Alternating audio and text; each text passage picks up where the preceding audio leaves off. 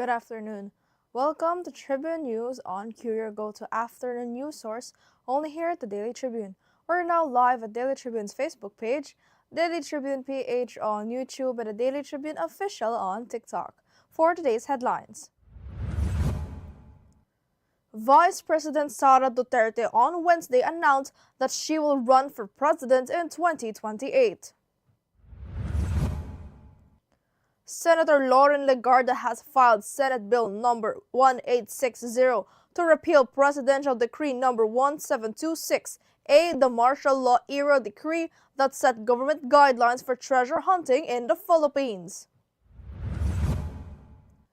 69 hatchlings of the critically endangered hawksbill turtle were released back to sea on February 13th following a community-led effort in Barangay Mamad, Baliguan, Zamboanga del Norte.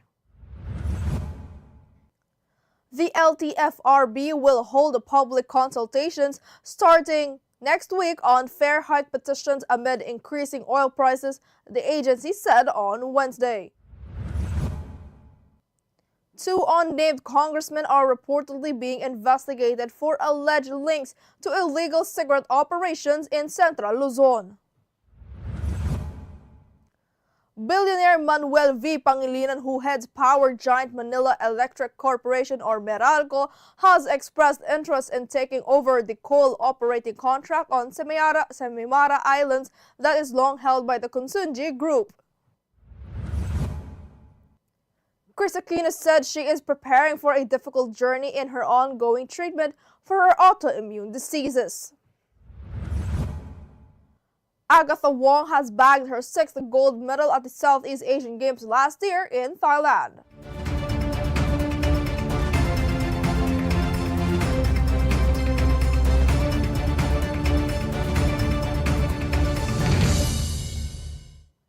Today is the 18th day of February 2026, Wednesday, and I'm Eliana Lacap, bringing you today's top stories. Let's get started.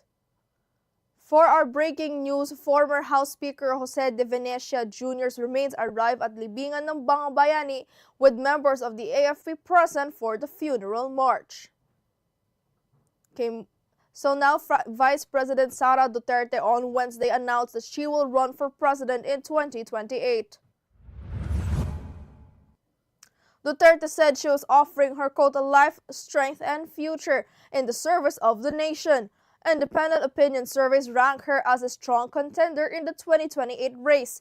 Her announcement comes on the heels of the House's initiation of new impeachment complaints against her and the ICC's hearing next week of evidence against her father, former President Rodrigo Duterte.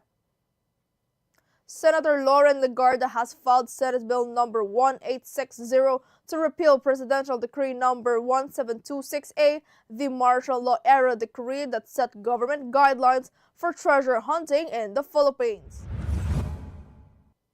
The bill also seeks to delete the treasure hunting permit provision in the Republic Act number 10066 or the National Cultural Heritage Act of 2009. She emphasized that the treasure hunting permit system, first introduced during martial law and later retained in the National Cultural Heritage Act, has led to the destruction of archaeological sites and facilitated commercial exploitation of the nation's patrimony.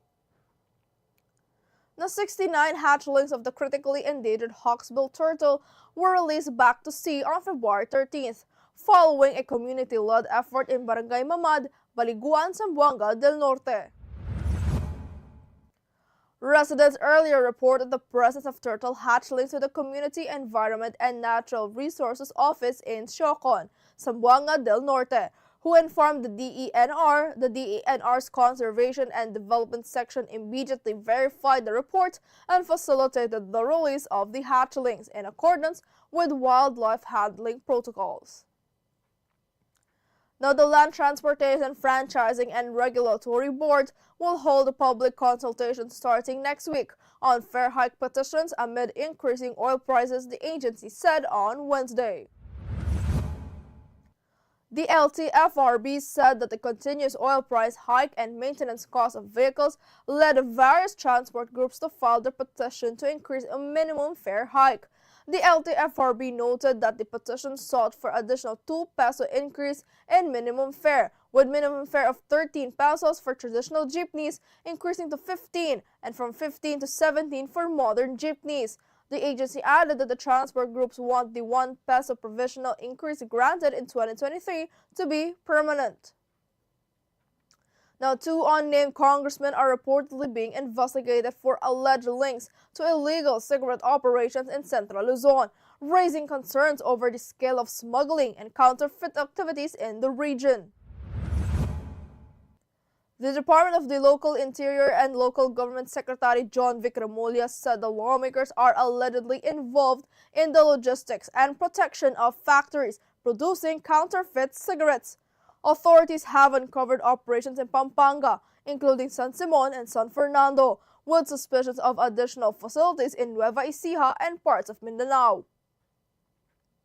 For business news, billionaire Manuel V. Pangilinan, who leads power giant Manila Electrico or Meralco, has expressed interest in taking over the coal operating contract on the Semirara Island that is long held by the Consinji Group. When asked if there is a possibility for his group to join the bidding for the Semirara coal mine contract with the government, Pangilinan just said certainly it's on our radar. The Philippine shares ended slightly higher, with the PSEI rising to 0.16% to 6,378.63. The broader PSE All Shares Index gained 0.15% to 3,532.61. Gains in property plus 0.56% and services plus 1.31% offset declines in industrials negative 0.76%, holding firms at negative 0.39%, mining and oil negative 0.21%, while financials were nearly flat. For entertainment news, Kris Aquino says she will undergo a difficult journey in health treatments. Less than a week after turning 55, Kris Aquino said she is preparing for a difficult journey in her ongoing treatment for her autoimmune diseases. However, she specifically didn't disclose what they would be. Aquino, who turned 55 on Valentine's Day, said on Instagram on Tuesday, February 17th, that she will undergo a difficult journey. She added that without it, her brain and heart would be in trouble. Now for our sports news, betting on herself, Agatha Wong proved yet again that she didn't have to give up one for the other after winning her 6th gold medal at the Southeast Asian Games last year in Thailand. A lot was expected from the 27-year-old Wong heading into her 5th tour of duty in the biennial showcase, but not even the immense pressure prevented her from coming out on top. Now, Tribune, did you know that on February 18, 1958, the Board of Regents of the University of the Philippines elected Dean Vicente G. Cinco of the College of Law to the presidency of the university.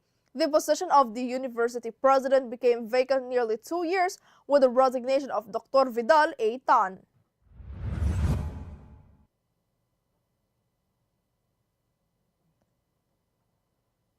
A dragon dance was captured by a netizen for its amusing performance. But what caught attention was the mishap when one of the performers inside the dragon fell in the middle of the show.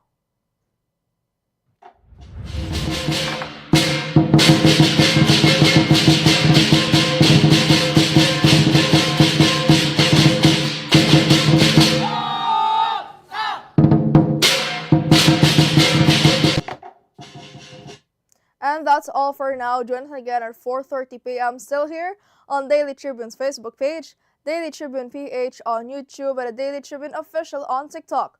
Once again, I'm Eliana Lacap, and this has been Tribune News on Q.